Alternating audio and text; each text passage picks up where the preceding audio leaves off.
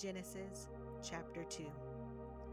Thus the heavens and the earth were finished, and all the host of them.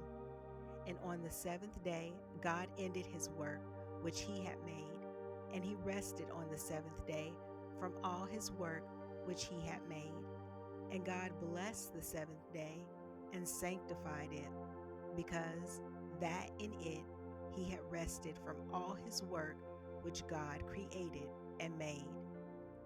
These are the generations of the heavens and of the earth when they were created, in the day that the Lord God made the earth and the heavens, and every plant of the field before it was in the earth, and every herb of the field before it grew.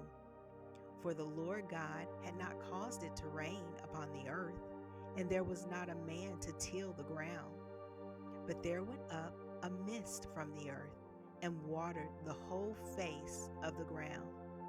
And the Lord God formed man of the dust of the ground, and breathed into his nostrils the breath of life.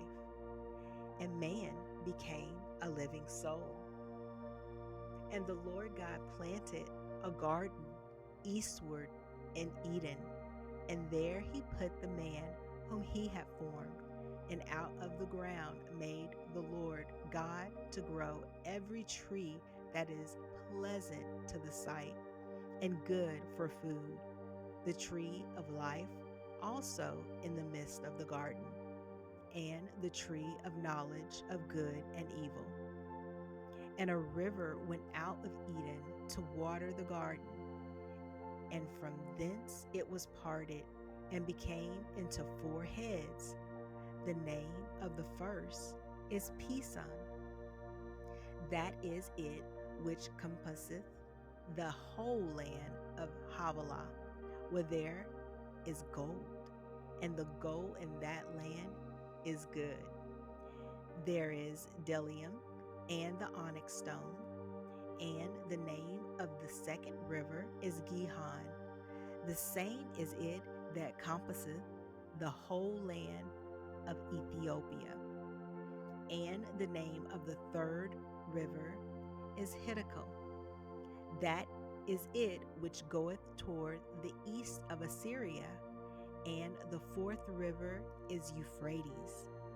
And the Lord God took the man and put him into the garden of Eden to dress it and keep it. And the Lord God commanded the man, saying, of every tree of the garden thou mayest freely eat, but of the tree of the knowledge of good and evil thou shalt not eat of it. For in the day that thou eatest thereof thou shalt surely die. And the Lord God said, it is not good that the man should be alone. I will make him an helpmeet for him. And out of the ground the Lord God formed every beast of the field, and every fowl of the air, and brought them unto Adam to see what he would call them. And whatsoever Adam called every living creature, that was the name thereof. And Adam gave names to all cattle, and to the fowl of the air, and to every beast of the field. But for Adam there was not found a helpmeet for him. And the Lord God caused a deep sleep to fall upon Adam, and he slept. And he took one of his ribs and closed up the flesh instead thereof.